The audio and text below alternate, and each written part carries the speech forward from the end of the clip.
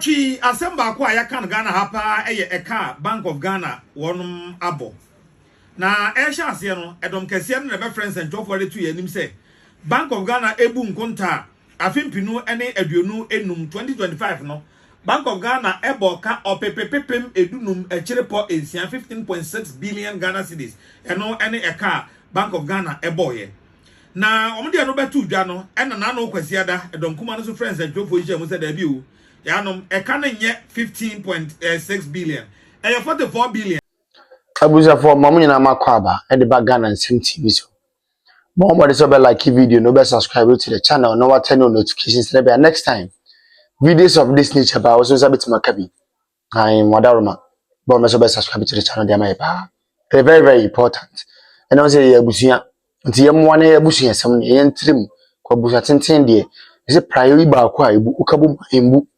Young widen your family, you know, your m0ney expanding because MPP when you call a project for 2028. Because our target is that we would have to communicate for the party to come back to power. What does it? You know, your 2% boy in the ABM or my number that's here. O pick number now, Richard. Yeah, the other Mr. President, be a Mensabeka, Madam was many best of answer. Now, Busia, politics.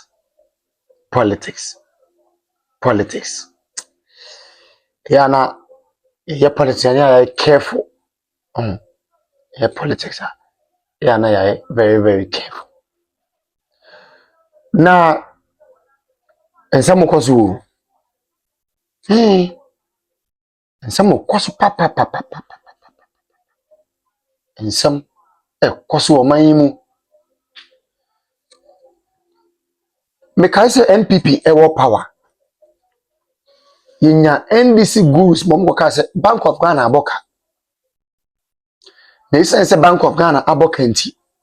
Ghana for engine to no muntu abamfanti ana na ado dan kwagufo ado aban. Say Bank of Ghana aboka nti.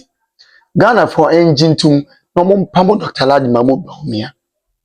Ai, o man we 2024 ye twa mu ya na nkomo we make ba so. 2024 ye twa mu ya. Because of Bank of Ghana aboka. Na busia ra osema ewo mu ne say me ne okasa si ayi. Say a car Bank of Ghana abo in a space of 1 year and 5 months. We am beso. Nti eno ne ma me busa mo say na sa sika na ye bodi sika chenchi na say aboka nya. Bank of Ghana is kind of fine and the governor is failing to explain to us. Ato Forson is failing to explain to us. And nobody will mind sika no. Let see you. Hey, Yamagana. Sika na ye dey bo man no ho bra no so a. Na Awurade akopon. Jai, say, you we Ghana ni na ya na so nya Ghana ni kwampu na ye. Na ye Chi asemba kwa ya kan Ghana hapa eka Bank of Ghana wonum abo. Na ehya ase no edom kese no be friends and job for the 2 yenim say Bank of Ghana ebu nkonta afimpinu ene aduonu enum 2025 no Bank of Ghana eboka opepepepem edunum echirepo ensia 15.6 billion Ghana cedis eno ene eka Bank of Ghana eboye. Na omde no betu dwa no ena na no kwasiada edom kuma no so friends and job for ije mu say da bi o yanum eka na nye 15.6 billion 44 billion. The man here 44 billion he say Bank of Ghana ehwe ya omo kan kwa na ekoso no mkoton gold elibeti eka no so ndinka anya sa dia ke 44 billion ene ukom na shebedwo makuo bi a ye frɛ omo committee on economy and development equality training amenfi west na shebedwo no nyamfo Eric Afol oni sanjofo akasa se hwe Ghana for pa when ya ka o de friend ka nya bi ni o wo de sika japade a eno ye friend ka say japade eno wa ye no japade na se ne se o say Ghana sika na agina enya hoden ama inflation atia ama ena ye ka say aba bedu 3.5 no se sika no ne yedi wuram ena ma Ghana sika no etimi gina ye etia dollar no a ama dollar no entimi antwe form no no say every afimpinu ene aduonu mienu ekoka aduonu enan 2022 eko 2024 ho no Sauka Bank of Ghana car or boy nyina bomwa eye opepepem edo watwe akire po opepem edo watwe num 80.85 billion Ghana cedis na no kra no inflation no koya kokoduru 54 ansa no omumia omoni omdi 80 80 billion ni shebi nyina no ba bi omutimi di beduru ya eye 23.8%. No omo no so omdi 15.8 billion ashem na amagana sika gina na inflation etimi aba bedu 3.2 a enisa Ghana for bo wakra isa sika we no onum de asiesia de na menne obia ho ato no Ghana asem sikasem ukoyi a ene obia bo abana ba so se watoto Ghana sikasem yie pa no won kan che osu bempa sa papa na waye troka no se bawumia ni di ni Bible osu bempa so won e bom paye Emma Esurubiye, on a man NDC by, on a man PP by. Also, when passe, on only Uncopono, on na, or trade your bear president, also when pay, Bompaye, na CPP mra power. Also, when I am challenging your so called God. Because said your workasano, and yen yami or boss solely assassin, a boy yen na dini udene kasa. Esansa me share Bible mu no di obewuji yankwa no ni di Yesu woni bempa nyame do obewuji yan obaji yankwa no so bempa ondi nkola true nyame do obewuji yankwa no oni true also bempa Yesu Kristo no obewuji yankwa no won tutu ukuro ena wo na mate once na e di MPP fu achi wo nyame se me meka ncho se wo de anya once na pobi enti no ba bia ntimi ne wonten also empa cars bebrebe egu fie awunya di a wabo apo de ntro agye no also empa adenti no ba bia mbese ono tena.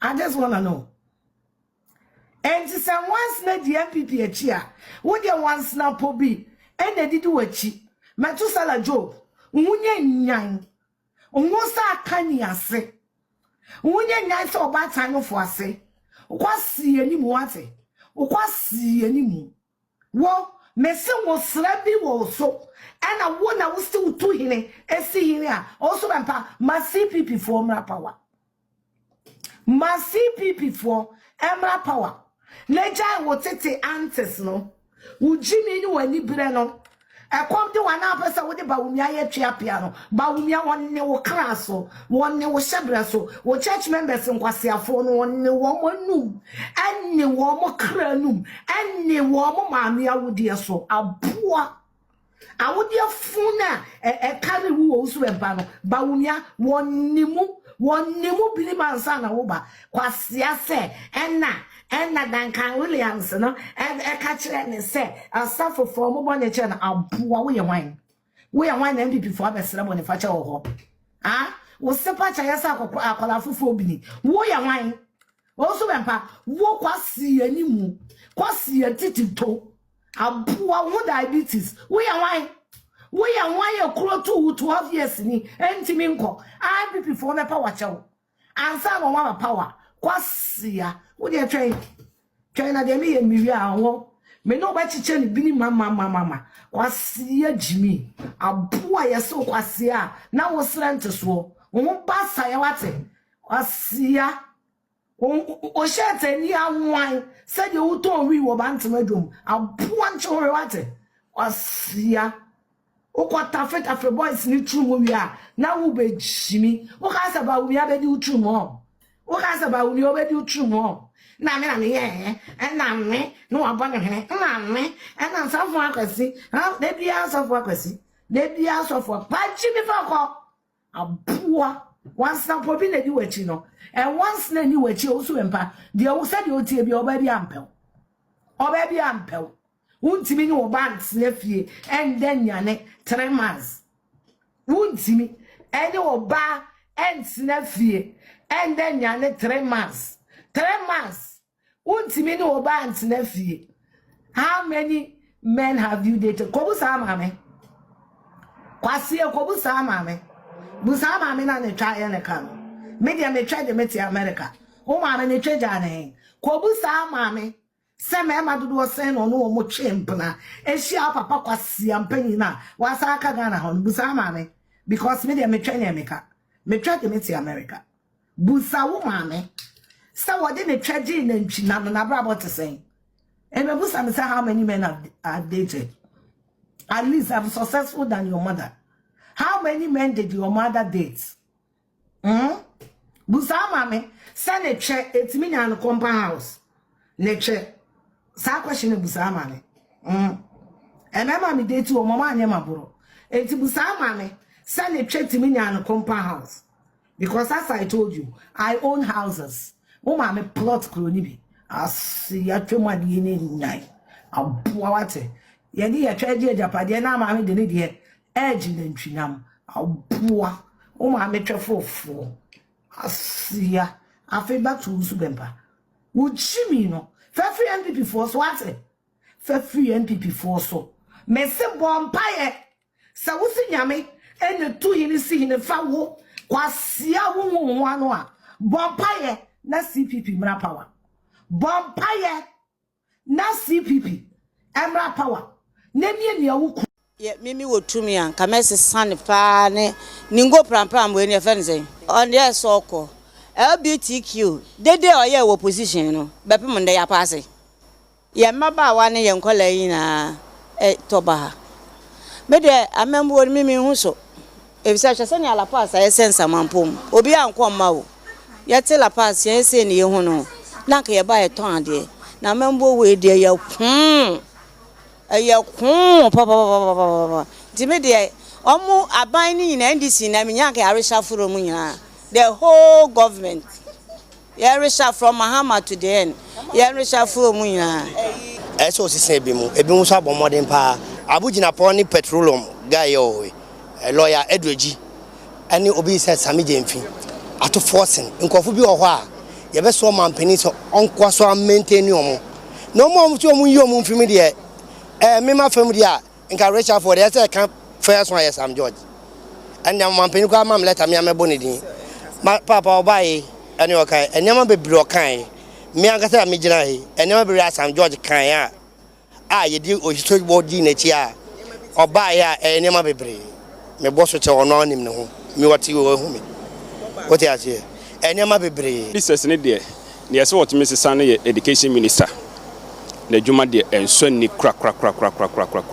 ana road minister was a walk to kwan efa bi se Accra road na hwe construction akese no mo ye ni nyina jegu obie ni wa enkoso onya wo hwe amasama road na hu so mo ye juma Accra but ifre nyinam ba pass wa to mo akosi enyiresi wo ni nyina na osi no de ni nyina mo jegu wo hu adwuma bi o mo ye biem to ono so na se mo sesa no ana health minister because onipo otimi TV so ekase se wono befa health service a de bia nkola eko school ba nanzo so no wo so befa health service fo mama ya dwuma agisika wo betima twu omka aso mo fa na rest no mo koye dwuma ben eno so ye problem to ono so se wo sesa no first minister no owo dwuma ye because ye league no kra no is ya say enema nkoyi ntama ye league no kra shada into me performing say you call outside Ghana and I think say sports minister no so oyine juma ya na say sesa na ide foforo ba na ye hwe ono so na ho ode.